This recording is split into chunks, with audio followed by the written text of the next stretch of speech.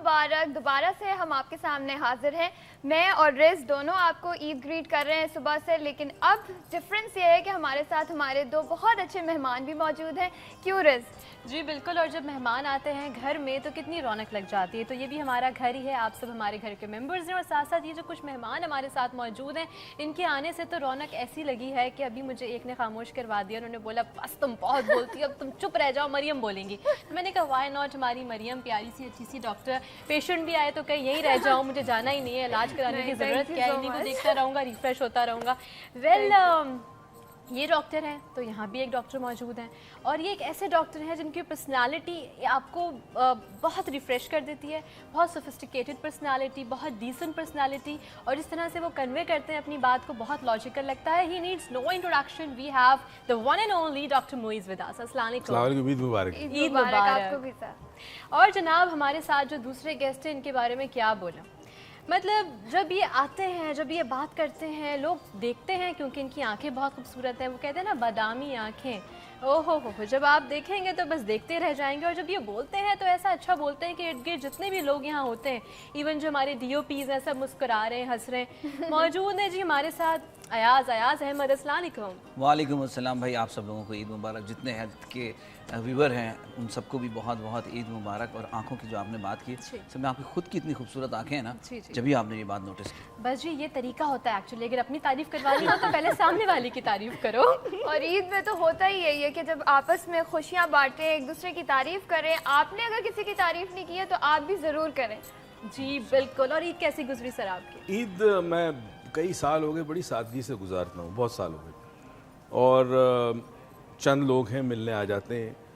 और उसके अलावा जब से ही SMS शुरू हुआ है तब से तो आसान हो गया आपको कि जी आपने SMS कर दिया सबको। अभी हम यही बात कर रहे थे पिछले अभी लिंक में कि SMS की वजह से ये जो गले मिलना ये बहुत कम हो गया। हर जगह कार्ड्स जैसे पहले दिए जाते थे, वो भी वो ट्रेडिशन सारे खत्म हो गए। बल्कि कल हमारे FM में टॉपिक ही ये था कि यार वो कार्ड्स को हम मिस करते हैं, जो पहले वक्तों में बड़े कार्ड, तुमने तो काफ़ी भेजे होंगे, दिल वाले जिसमें से तीर गुजरता हुआ, कबूतर हाथ में दुआ वो मांग रहे, भाई अल्लाह मियां बस मिल जाए किसी तरह। आते बहुत थे मेरे पास, दिए कभी किसी को नहीं। अच्छा, वो तो हम गेस कर सकते हैं, इतनी अट्रैक्टिव है माशाल्लाह। डॉक्टर साहब ने बिल्कुल सही कहा।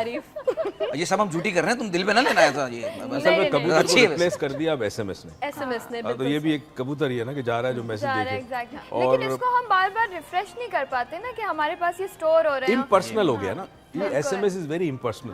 अब तो बल्कि मैंने रिसेंटली नोटिस किया शादी का इनविटेशन भी आ रहा है मुझे SMS के जरिए। ऐसा ही होता है हमारे शोबिज़ में, कोई किसी को कार्ड नहीं देता, सब लोग टेक्स्ट कर रहे होते हैं कि ये फला वेन्यू है और आपने आना है और प्लीज आना है, और नहीं आना तो ना आए, घर में रहें, कोई मसला नहीं। लेकिन एक चीज़ अच्छी होगी, जो ईद की इस तरह की ट्रांसमिशन है ना, उसमें कम से कम मिल बैठने का मौका मिला। और डॉक्टर मुइज़ को आज इतने दिनों के बाद मैं देख रहा हूँ, सालों के बाद। और पता है जिक्र कर रहे थे किसी अपने फर्स्ट शो का, संडे ब्रंच। इन्होंने हम बड़े बहुत साल हो गए, पता नहीं कितने साल, 2003 संडे ब्रंच आता था PTV से। आज तुम इतने पुराने हो।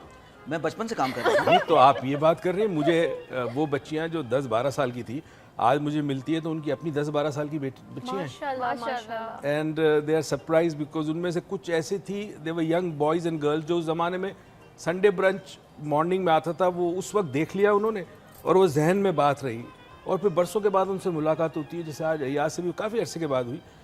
और वो अमेजिंग वो था कि उसमें जो सेगमेंट था उसमें कोई एंकर नहीं था, कैमरा मेरे सामने होता था। इनफैक्ट कई दफ़ा कैमरा वाले, जो कैमरा का आपका जो बंदा होता था ना, बुड्ढा साहब, हाँ बुड्ढा साहब, वो ऑन करके बैठे रहते थे, और इधर मैं बात कर रहा हूँ 10 मिनट अनडिस्टर्ब, कोई डिस्टर्ब नहीं। सही। और उसके बाद मैं कहता बुड्ढा साहब खत्म हो गया, because he was in a trance. उसे पता नहीं चलता कब खत्म हो। नहीं वाकई में आपके जो पॉइंटर्स होते हैं और जिस तरह से आप कन्विंस करते हैं वो इतना ज्यादा टची होता है और इंसान इन्वॉल्व हो जाते हैं, और सुनने को दिल करता है, इन्वॉल्व होने को दिल करता है। और ऐसे ही अयाज के साथ भी है, जब ये मौजूद कोई इन्वॉल्व ही नहीं हो रहा, मैं क्या किस किस्म की मुझे साहब कोई ऐसी टेक्निक बताएं कि कोई इन्वॉल्वमेंट हो जाएगी। नहीं, किस किस्म की, किसको इन्वॉल्व करना है पहले तो बात करो, किसी ना किसी को कर लूं इन्वॉल्व। किसको टारगेट कर रहे हैं आप ये पहले बताएं। टारगेट जो अच्छा फेस नजर आए बस वो टारगेट है, वो इन्वॉल्व हो जाए। ऐसा करते हैं हम दोनों यहाँ देख लें। अच्छा सोच ले, वैसे किसी ने आपको मतलब प्रॉपर इन्वॉल्वमेंट हो गई तो फिर ईदी भी देनी मैं पड़ेगी। वैसे एक जनरल बात बता रहा हूँ कि बहुत सारे हमारे दोस्त देख रहे होंगे, कोई इन्वॉल्व नहीं हो रहा होगा, तो मैं उनके लिए ये सजेशन दे रहा था कि भाई मोहित साहब जरूर को बताएं उन दोस्तों को जो वहाँ बैठे हुए देख रहे हैं। अच्छा सर, आप एक बात बताएं, जाहिर सी बात है जब आप हमारी एज में होंगे तो उस वक्त की जो एक तहजीब थी, तमद्दुन था, वो दौर था, वो सारा नफासत से भरपूर गुफ्तगू करने का अंदाज एंड ऑल, और वो ईदी देना, रातों में मेहंदी लगाना, बड़े बुजुर्गों के पास जाना, वो सब अब कहीं कहीं आपको कम होता हुआ नजर आता है? मैं अक्सर ये एक जुमला कहता हूँ कि जो दौर गुजर गया वो अच्छा है। तो आप याद रखें, आज आप ये कह रहे हैं और आने वाले दिनों में आप इस दौर को जो इस वक्त मौजूद है आप उसको याद करेंगे। बिल्कुल, हमेशा याद रखिए वो जो चीज़ें थी ना, वो ह्यूमन कांटेक्ट होता था, ह्यूमन से इंसान का, इंसान से कांटेक्ट। दुनिया में ये चीज़ कम हो गई है, मगरिब में तो बहुत ही कम हो गई ना। जी जी। अब हमारे जो मैसेजिंग है या हमारी जो ग्रीटिंग्स हैं वो इम्पर्सनल बहुत है। ठीक है, ह्यूमन कांटेक्ट जब कम हो जाता है और इंसान इंसान से जब दूर चला जाता है तो इंसानी रिश्तों में वो पुख्तगी ख़त्म हो जाती है। और वक्त के साथ साथ जब ज़िंदगी में इश्यूज आते हैं, ट्रेजिडीज आती है, प्रॉब्लम्स आते हैं, तो कौन आपको सहारा देता है? दूसरा इंसान। अब आप you are living on your own. अब आपके सर पे मुश्किल आई, आपने झेलनी है। शायद कोई अच्छा दोस्त हो, वो थोड़ी देर के लिए आपके पास आ जाए। अच्छा, वो मुरव्वत, वो एक मान कर नहीं, वो कुछ भी खत्म नहीं होता है। जा रहा है। बिल्कुल, इट्स बैड। हमारे कल्चर में, इस्लामिक कल्चर है, यहाँ तो भाईचारगी वगैरह अखुवत का बड़ा एक ख़ास होना चाहिए एक एलिमेंट, वो भी मिसिंग है।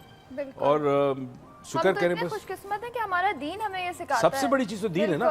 दीन तो वो चीज़ जो हमें सिखाता है वो नहीं है हमारे में।